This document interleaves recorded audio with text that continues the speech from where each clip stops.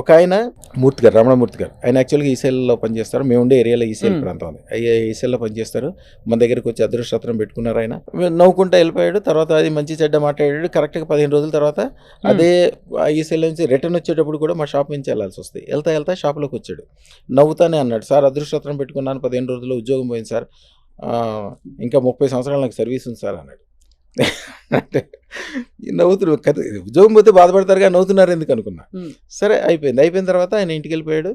కరెక్ట్గా 2 నెలల తర్వాత ఈయనకున్న నాలెడ్జ్కి వాళ్ళు ఇచ్చిన జీతం 60 లక్షల రూపాయలు పర్ యానం.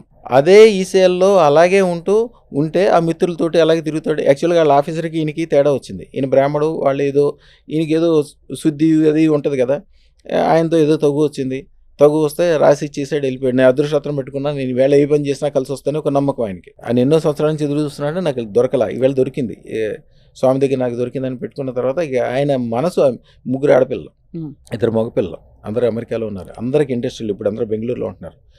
ఒకళ్ళకి ఇంజనీరింగ్ కాలేజ్ ఉంది. ఆ రోజులో నా దగ్గర అదృష్టం పెట్టుకున్న సంవత్సరం తర్వాతే ఆయన దారామతిపేట అనే పేటలో ఉంటాడు.